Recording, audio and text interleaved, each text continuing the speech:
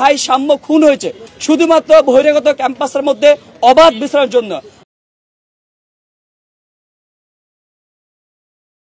একটা নিরাপদ আশ্রয়স্থল হিসেবে আমাদের ক্যাম্পাসটা ঢাকা বিশ্ববিদ্যালয় ক্যাম্পাস পরিণত হয়েছে। আমার মাঝে মাঝে মনে হয় এটা কি আসলে বিশ্ববিদ্যালয় নাকি এটা হচ্ছে ববগুরুদের জন্য, মাদকাসক্তদের জন্য, কিংবা যারা হচ্ছে গিয়ে কি অপ্রতিষ্ঠিত ব্যক্তি যারা আছে কিংবা বহিরাগত যারা আছে তাদের জন্য একটা বিনোদন কেন্দ্র কিংবা মাদকাসক্তের জন্য একটা নিরাপদ আশ্রয়স্থল। আমরা দেখেছি এখানে হচ্ছে কি সবসময় আমাদের শিক্ষার্থীরা, বিশেষ করে নারী শিক্ষার্থীরা সবসময় একটা নিরাপত্তার সংখ্যায় ভোগে। কখন কোন দিক থেকে ববগুরু কিংবা একটা পাগল ব্যক্তি তাকে এসে আক্রমণ করে আমরা দেখেছি। বিগত সময়ে আমাদের নারী শিক্ষিত গলা টিপে ধরছে। নারী শিক্ষিত সবসময় একটা ভয়ের মধ্যে থাকে, সবসময় নিজের ক্যাম্পাসের মধ্যে একটা আতঙ্কের মধ্যে থাকেন। কোন পাশ থেকে একজন ববগুরু এসে তাকে হচ্ছে কুরুচুপুর ইঙ্গিত দেয়, তার শরীরকে টাচ করেন কিংবা নানানভাবে হচ্ছে কোনো দা নিয়ে আসেন কিংবা হচ্ছে কোনো একটা অস্ত্র নিয়ে তাকে হচ্ছে আঘাত করে। সবসময় নারী শিক্ষার্থীরা একটা হচ্ছে আতঙ্কের মধ্যে ক্যাম্পাসের মধ্যে তাকে দিনাতিপাত করতে হয়। সেই জায়গা থেকে আমরা বিগত সময়ে বিশ্ববিদ্যালয় প্রশাসনের কাছে আমরা বিভিন্ন দাবি দেওয়া জানিয়েছেন। আজকে ফরমালি যখন আমার বন্ধু সাম্য যখন হত্যার শিকার হয়েছে সেই জায়গা থেকে দাঁড়িয়ে আমরা প্রশাসনের কাছে বারবার করে সাম্য হত্যার বিচার কারণ নিশ্চিত হচ্ছে না। আসল প্রশাসনটা কি হচ্ছে, এখানে আসল ঘটনা কি হচ্ছে, আজকে 6 দিন পার হয়ে যাওয়ার পরও কেন সেটা হচ্ছে না। এবং সেটা র্যাশ হিসেবে আমরা চাই আমাদের যে এই যে বর্তমান যে পরিস্থিতি, যে উদ্ভূত পরিস্থিতি, আমাদের বেসিক দাবি হচ্ছে দুইটা। প্রথম দাবি হচ্ছে আমাদের বন্ধু যে আমাদের সহজ সাম্য যে খুন হয়েছে সে খুনের বিচার অনতিবিলম্বে নিশ্চিত করতে হবে। এবং একই সাথে সে 6 দিন পার হয়ে যাওয়ার পরেও আসল যারা খুনি, আসল যারা কুশীলব যারা আছে যে পিছনে তাদেরকে এখন আইডেন্টিফাই করতে পারে নাই, এবং কি যাদের আসল ঘটনা কি সেটা এখন যারা আইডেন্টিফাই করতে পারে নাই, সেটার জন্য আমরা হচ্ছে রাষ্ট্রীয় যে প্রশাসন আছে, শাহবাগ থানা আছে, সংশ্লিষ্ট হচ্ছে কর্মকর্তারা আছে, তাদেরকে আমরা ধিক্কার জানাই। আমরা আজকে যেই মানববন্ধন কর্মসূচি দিয়েছি সেটা নানাবিধ কারণ হচ্ছে মানববন্ধন কর্মসূচি পালন করতে পারি নাই। সেই কারণে হচ্ছে আমরা আপনাদের খবর প্রার্থী।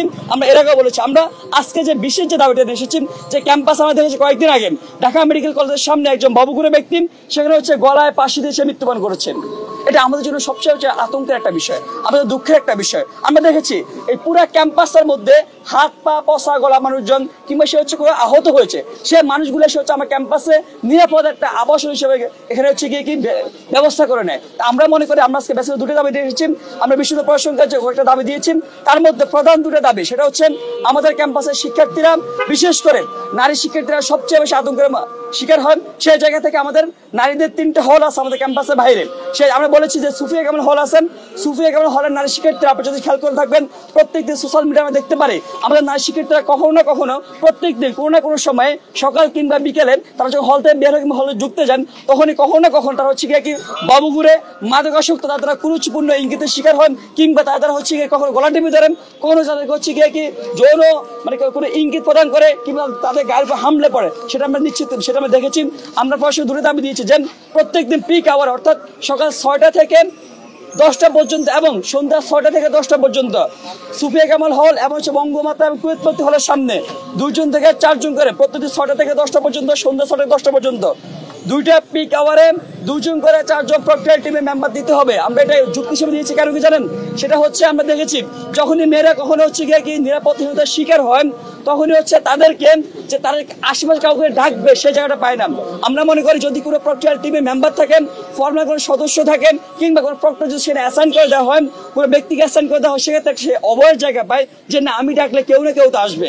আমরা এই বিষয়ে কথা বলছি। আমরা বেসিক দাবি দুইটাই, যে মেয়েদের 2টা হল সুফিয়া কামাল হল এবং কুয়েত মেত্রী এবং হচ্ছে বঙ্গমাতা হল, ওই 2 হলে 2টা পিক আবার সকাল এবং সন্ধ্যায় 6টা থেকে 10টা পর্যন্ত 2 থেকে 4 জন করে এখানে হচ্ছে টহলদারি থাকতে হবে। 2 জন প্রক্রিয়ার টিমের যে হচ্ছে মোবাইল টিমের মেম্বার তারা 2 থেকে 4 জন প্রতিদিন থাকবেন।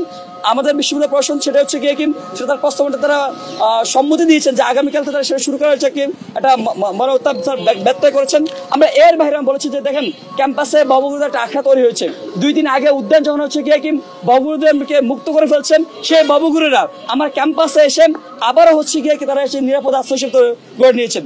সেই জায়গায় বারবার করে প্রশাসন দৃষ্টি আকর্ষণ করেছি যে না এখন নানানজন নানাবিধ ভাবে ক্যাম্পাসকে অস্থিতিকর প্রস্তাব একটা পরিবেশ তৈরি করতে চাইবে, সেই জায়গাতে আমরা কখনোই চাই না। বিশ্ববিদ্যালয় প্রশাসন তারা আন্তরিক তারা কাজ করতেছে, কিন্তু যদি আমরা বারবার করে শেষ কথা বলে এসেছি যদি আমাদের ভাই সাম্য খুন হয়েছে শুধুমাত্র বহিরাগত ক্যাম্পাসের মধ্যে অবাধ বিচরণের জন্য, আমরা মনে করি আমাদের নারী শিক্ষার্থীরা আরো মানে কি তারা হচ্ছে গিয়ে কি নিরাপত্তা সংখ্যার তারা ভুগতেছে। আমরা মনে করি যদি যদি না কোনোভাবে কোনো নারী শিক্ষার্থী কোনোভাবে হচ্ছে গিয়ে কোনো অস্বাভাবিক পরিস্থিতির শিকার হয়, সেটা দায়ভার অবশ্যই বিশ্ববিদ্যালয় প্রশাসন নিতে হবে।